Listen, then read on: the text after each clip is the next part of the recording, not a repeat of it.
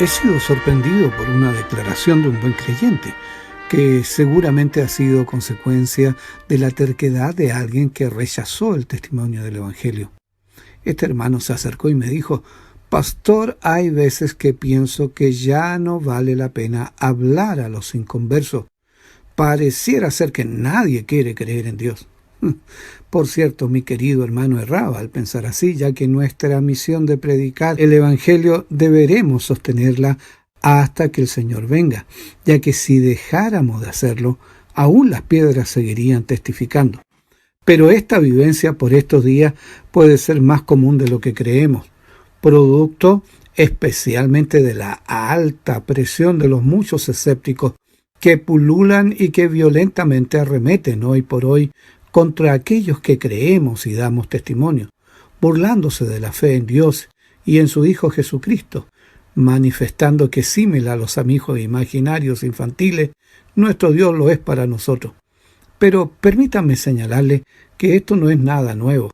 La Escritura nos habla de siempre, señalando que el testimonio de esto es conocido como el testimonio de los necios.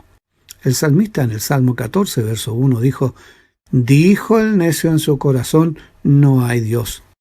El diccionario de la Real Academia Española indica que la palabra necio del latín necius se refiere al ignorante y que no sabe lo que podía o debía saber. También señala a aquel que es terco y porfiado en lo que hace o dice. En la actualidad se han sumado diversas personalidades de diversas áreas y científicos de notabilidad para acrecentar una posición tan antigua como lo es la historia del hombre, aquella que nos habla y presenta la posición soberbia del hombre que insistentemente en su porfía e ignorancia no acepta la existencia de Dios. La Biblia les nombra como necios, como ya hemos visto, palabra acertada y justa en descripción. En la historia, el triste testimonio de esto ha quedado grabado en sus célebres frases. Por ejemplo, Voltaire señaló: «Si Dios no existe, sería necesario inventarlo». Charlie Chaplin, cineasta y humorista irlandés, dijo: «Por simple sentido común no creo en Dios, en ninguno». El ya fallecido y reconocido científico Stephen Hawking, quien señalaba: «Yo considero el cerebro como una computadora que dejará de funcionar cuando fallen sus componentes. No hay paraíso o vida después de la muerte para las computadoras que dejan de funcionar. Ese es un cuento de hada de gente que le tiene miedo a la oscuridad». Este hombre murió en la más profunda y lastimera oscuridad en la que estará permanentemente. El testimonio del necio siempre tendrá por objetivo sembrar la duda respecto a la realidad espiritual y en especial sobre la existencia de Dios. La influencia del pensamiento escéptico desde siempre ha utilizado la aparente razón y el conocimiento limitado para oponerse al Creador y a los fundamentos de la fe verdadera. El escepticismo niega toda posibilidad de conocer la verdad. Es cierto que este pensamiento ha crecido abismantemente en estos últimos días, pero ¿no ha notado usted que a la par han crecido la maldad, la injusticia, la corrupción, los homicidios, la inmoralidad y cuánto mal hay? Esto es el resultado de la necedad. Para estos que continúan tercamente en su afán de cometer el pecado imperdonable de no reconocer a Dios, les tiene claramente en estos tiempos postreros un práctico aunque doloroso mensaje. Apocalipsis 22, versos 10 y 11 nos dice: «Y me dijo: no selles las palabras de la profecía de este libro, porque el tiempo está cerca. El que es injusto sea injusto todavía, y el que es sucio ensúciese todavía, y el que es justo sea todavía justificado, y el santo sea santificado todavía». Amigo, Dios no contenderá para siempre. Es misericordioso, pero su misericordia tiene un tiempo. Si usted se considera uno de ellos, le invito a que escuche el testimonio de Dios. ¿Cómo puedo estar seguro que Dios existe? La respuesta a cómo puedo estar seguro de la existencia de Dios no la puedo encontrar sin tomar en cuenta la propia revelación del mismo, o sea, su testimonio. Dios se ha revelado de muchas maneras por tiempo. Permítame nombrar solo 4 formas que son bases sustentables para la respuesta segura de su existencia. Primero, la gracia común es consignada en teología como la obra del Espíritu de Dios en el mundo y se extiende a todo ser humano. Cabe consignar que se debe diferenciar de la obra del Espíritu de Dios en relación a la salvación y convicción de pecado. En parte esto explica que a través de la historia y sin diferencia de civilización o cultura, el hombre ha sido motivado a buscar y creer que existe un ser superior que explique todo lo que nos rodea. La creación misma en su extensión lo dice. El salmista señala: los cielos cuentan la gloria de Dios y la expansión denuncia la obra de sus manos. Salmo 19:1. La propia obra de Dios, hecha por sus propias manos, permite al hombre acercarse a la comprensión de su existencia real. Al observar el firmamento, al contemplar la vida aún en sus mínimos detalles, la naturaleza, y cuestionarse sobre el orden y origen de las cosas. Es tan simple y sencillo que aún un niño en la llamada edad de las preguntas puede manifestarlo. Tengo muchos nietos y mis hijos también pasaron por esta experiencia. ¿Por qué llueve? ¿Por qué está oscuro? ¿Por qué ladra el perro? ¿Por qué el cielo es azul? Y el por qué, así el arsenal de preguntas pareciera no tener fin, pero buscan el origen. Esta obra que ocupa la conciencia, la razón y los sentidos es también la base para entender tanto la existencia de Dios como también para no tener excusas sobre ello.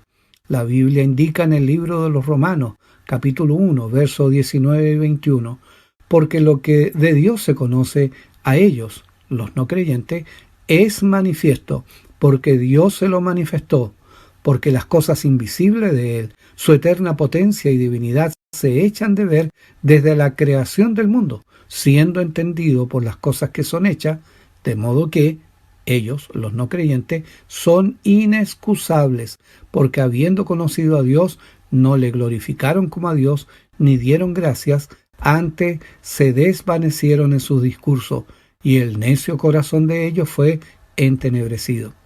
Y no solo podemos ver esa obra perfecta en el exterior o la creación que nos rodea, vemos tangentemente la obra de Dios en el interior de nuestro propio corazón y cuerpo.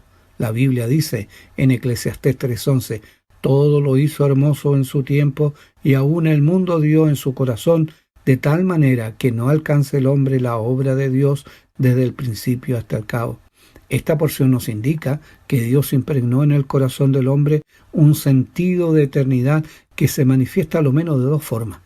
Uno, por medio de la valorización de ciertas leyes morales. Resulta casi increíble observar que independiente de las formas culturales y antropológicas, cada civilización haya mantenido y valorado espontáneamente ciertas leyes morales comunes, que sin mediar tiempo y espacio están impregnadas en nuestro corazón, como por ejemplo la idealización de la protección y el amor, mientras que universalmente es de condena la mentira y el asesinato. Esta moral común expresa claramente la necesidad de un ser moral superior que integró a nuestra naturaleza primaria estos conceptos. Una segunda forma es el sentido de adoración. Desde sus comienzos y sin mediar diferenciación, las distintas civilizaciones proyectaron la necesidad de adorar al ser superior, muchos a tientas, variando en el objeto de adoración, pero instintivamente en la comprensión de la existencia de un poder superior que era digno de la expresión de reconocimiento profundo del espíritu. Esta necesidad del espíritu interno del hombre, que no se puede medir ni pesar físicamente, se puede evidenciar emocionalmente en lo que el hombre o las ciencias conductuales han indicado como la falta o vacío existencial, que no es sino la falta de Dios en el corazón. Es como una sinfonía inconclusa, en donde la más importante nota falta para completar la obra total y perfecta. Estas formas nos muestran de alguna manera los rasgos o evidencias del registro de Dios en su creación. Recordemos que la palabra de Dios testifica que fuimos creados a su imagen. Génesis 1:27. El tercer medio es justamente el testimonio directo de Dios mismo, por medio de la revelación por excelencia, su palabra, la Biblia. Aun cuando el mundo escéptico y el hombre necio ataca y procura denostar a la Biblia como palabra de Dios, ella sigue siendo por sí misma la revelación poderosa de la existencia de su autor. Isaías 48 dice: sécase la hierba, cáese la flor, mas la palabra del Dios nuestro permanece para siempre. Podemos observar que Dios no ocupa mucho tiempo en su palabra para probar su existencia, que es un hecho obvio, sino la Biblia la revela en propiedad y propósito. Aún así, Dios mostró en su palabra su esencia, como el ser supremo y creador que es.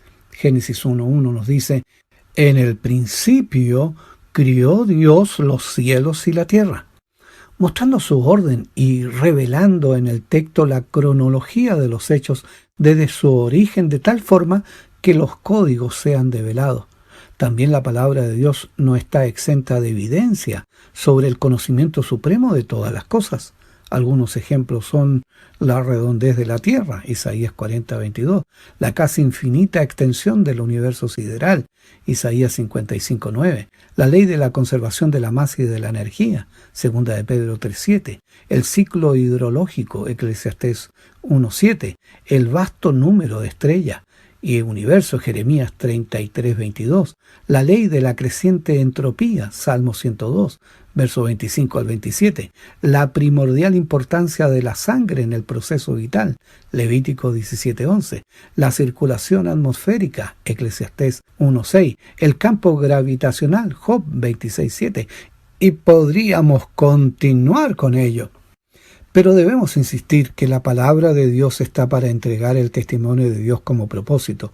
Ella misma nos señala: el que recibe su testimonio, este signó que Dios es verdadero. Juan 3:33.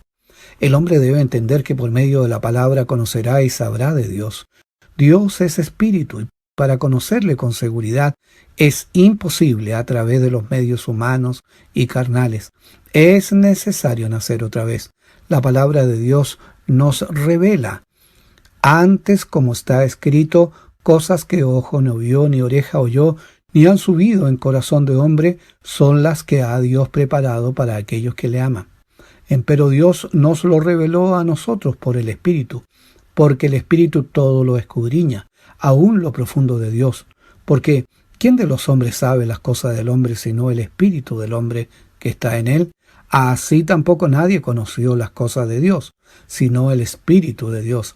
Y nosotros hemos recibido no el espíritu del mundo, sino el Espíritu que es de Dios, para que conozcamos lo que Dios nos ha dado. Lo cual también hablamos, no con doctas palabras de humana sabiduría, mas con doctrina del Espíritu, acomodando lo espiritual a lo espiritual. Mas el hombre animal no percibe las cosas que son del Espíritu de Dios, porque le son locura, y no las puede entender, porque se han de examinar espiritualmente. Empero el espiritual juzga todas las cosas, mas él no es juzgado de nadie. Porque ¿quién conoció la mente del Señor? ¿Quién le instruyó? Mas nosotros tenemos la mente de Cristo. Este testimonio está en la primera epístola a los Corintios, capítulo 2, del verso 9 al 17. Por último, la cuarta forma de revelación fue por medio de su Hijo Jesucristo, la palabra hecha carne, o bien la palabra viva. Las Sagradas Escrituras nos dicen: en el principio era el Verbo, y el Verbo era con Dios, y el Verbo era Dios. Este era en el principio con Dios. Todas las cosas por Él fueron hechas, y sin Él nada de lo que es hecho fue hecho. En Él estaba la vida, y la vida era la luz de los hombres. Declaración en Juan 1, del verso 1 al 4. El que cree en el Hijo de Dios tiene el testimonio en sí mismo. El que no cree a Dios le ha hecho mentiroso, porque no ha creído en el testimonio que Dios ha testificado de su Hijo. Y este es el testimonio, que Dios nos ha dado vida eterna, y esta vida está en su Hijo. Primera de Juan 5, versos 10 y 11. Por medio de Jesucristo, Dios manifiesta su propósito de redención y su atributo de amor. Jesucristo es el objeto de la revelación de Dios. En Él habita toda la plenitud divina, de acuerdo a Colosenses, capítulo 2, verso 9. Existen en justicia evidencias sustanciales y tangentes de la vida y obra de Jesucristo más que de ningún otro ser en la historia. Este es un hecho, aun cuando el hombre insensato desee seguir negándolo. Pero cuando hemos conocido y aceptado a Jesucristo y su obra, hemos visto, conocido y aceptado a Dios en su plenitud y existencia. El mismo Señor Jesucristo dijo: si me conocieseis, también a mi Padre conocierais, y desde ahora le conocéis y le habéis visto. Dícele Felipe: Señor, muéstranos al Padre y nos basta. Jesús le dice: tanto tiempo ha que estoy con vosotros y no me has conocido, Felipe. El que me ha visto al Padre. ¿Cómo pues dice tú, muéstranos al Padre? Declaración de Juan 14, versos 7 al 9. A mí me basta y aún sobra en extensión el haber conocido a Cristo y por su medio a mi Creador y Señor. ¿Y a ti? Y el que lo vio, dice la Escritura, da testimonio, y su testimonio es verdadero, y él sabe que dice verdad para que vosotros también creáis. Juan 19:35. Amados auditores, es tan inconmensurable el testimonio de Dios que no hay excusa para seguir cuestionando su existencia. Solo un necio podría decir en su corazón: no hay Dios. Pero al final de este camino todo se traduce o culmina con la fe. Dice la Escritura: empero sin fe es imposible agradar a Dios, porque es menester que el que a Dios allega crea que le hay y que es galardonador de los que le buscan. Hebreos 11:6. Estimado auditor, si por tanto tiempo has resistido las evidencias del testimonio del único y verdadero Dios, y hoy Él está tratando con tu alma, no dejes de abrir tu corazón a su testimonio fiel y verdadero. Acepta su obra de amor por ti. Acepta y cree en Jesucristo como tu Redentor, porque todo el que le invoca será salvo. ¿Crees esto? Si así es, te invito a clamar a Dios y elevar esta oración. Dios, me acerco a ti aceptando tu revelación. Creo en ti y en tu Hijo Jesucristo.